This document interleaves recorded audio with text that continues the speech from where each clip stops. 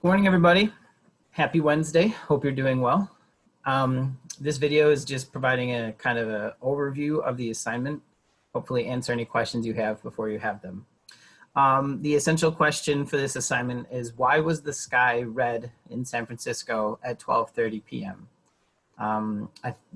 The worst of it was like 4 or 5 days ago, but this is definitely still going on. This picture is from just a few days ago.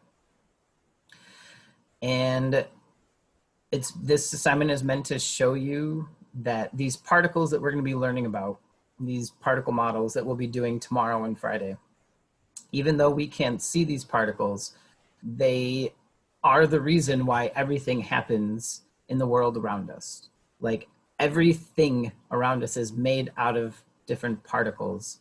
And even though we can't see them, they have a major effect on our lives. And so one example of this is the wildfires out in the West Coast right now. So a couple of things, starting tomorrow and Friday, we're going to be using the simulation to explore and start to imagine the particles inside of different states of matter, solids, liquids, and gases. So if I tried to imagine, the particles inside this pencil, I might imagine that they look something like this. Nice and solid, packed together.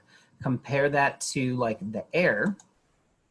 We know the air is made out of different kinds of particles, and the way it's different from the pencil, we imagine that they're more spread out. And we'll do more with this in the future, but just as you work on today's work, try to keep this imagery in the back of your head. But we know that the air is actually a mixture of different gases. It's not just one type of particle.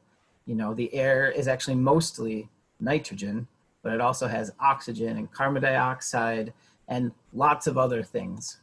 And so as you read the articles and visit the websites today, I want you to keep in the back of your mind that, like, if this is like normal air molecules, then the fires, the smoke from the fire is made out of heavier, larger particles.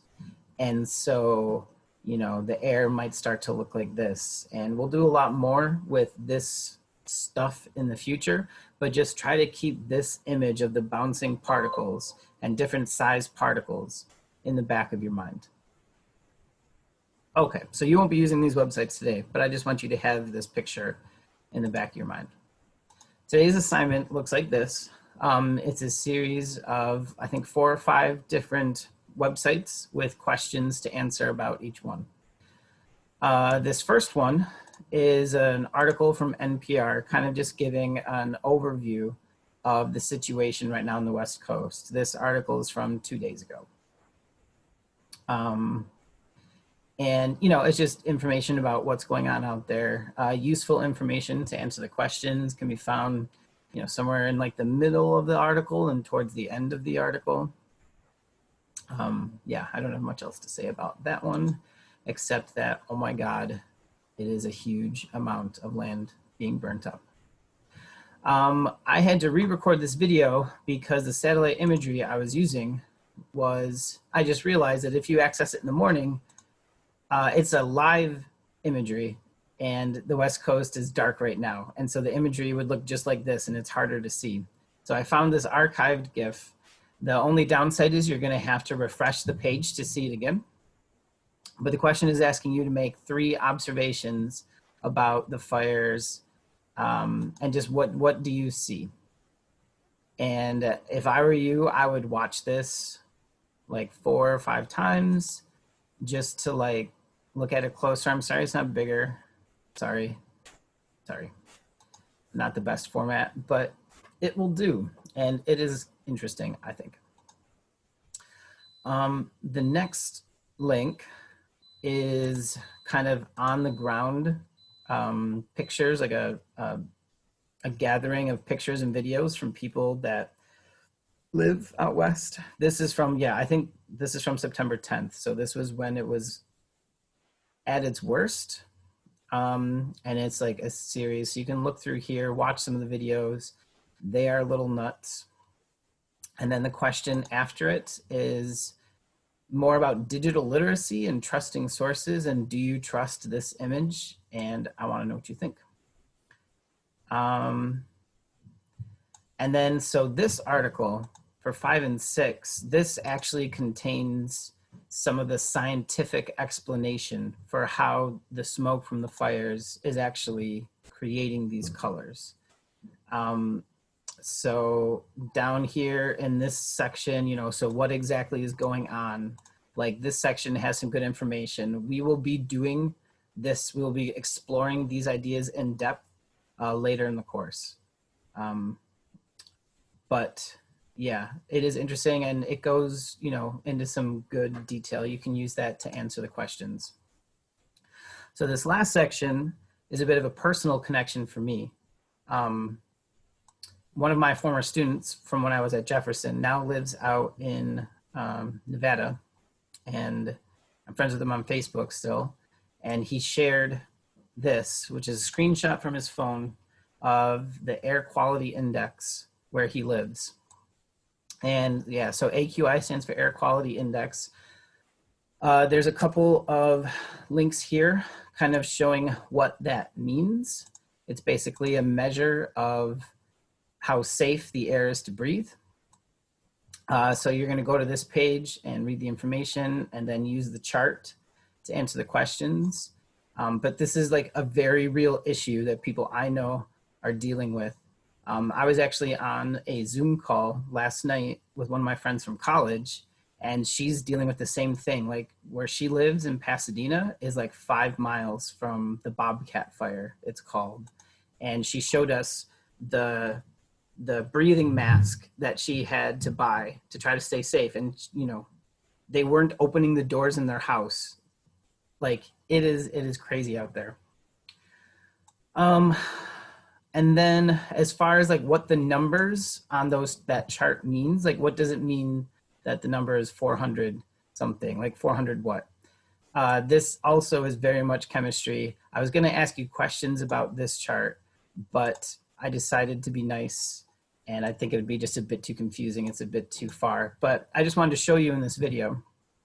The colors and the numbers on that chart are derived from this. This is the more technical version of that chart. There's 5 substances that they're measuring in the air that are all pollutants and are all dangerous for humans. You have ozone, which is good that we have ozone high in the atmosphere. That's what keeps harmful radiation out. But we don't want it down where humans can breathe it because it does bad things to our lungs. It also is a measure of carbon monoxide, sulfur dioxide, and nitrogen dioxide. These are all pollutants that are found like, you know, in factory smoke and stuff like that. But the big one that's making the numbers go up right now is this particulate matter, which is like larger particles, like smoke particles. So these are particles that are 2.5 micrometers in size. That's a millionth of a meter. So super tiny.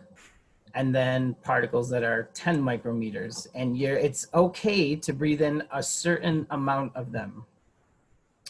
But as that number increases, then it gets more and more dangerous.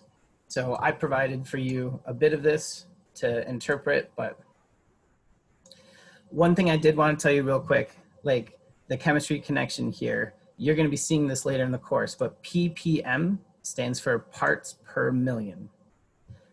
And what that means is if you imagine the air is like this, right? Like it is just full of particles all around us. ppm, parts per million, means that for every million particles that are bouncing around us, how many of them are blank? So in this case, carbon monoxide, a safe amount might be like 3 or 4. 3 or 4. So out of every million particles bouncing around in the air, if only 3 of them are carbon monoxide, that's good. You know, if it's getting more like 8 or 9 particles, that's only moderately safe. And if we scroll down a bit, out of a million particles, if 50 of them are carbon monoxide, that's hazardous to your health. and it's super dangerous. So even though 50 out of a million doesn't seem like a lot, it can be enough to cause problems with your health. So that's what ppm stands for, parts per million. Out of every million particles, how many are that thing? Over on the right-hand side of this chart, these things are so dangerous, they're measured in parts per billion. B for billion. That's a million millions. So you only need, you know, a few parts per billion for these things to be toxic.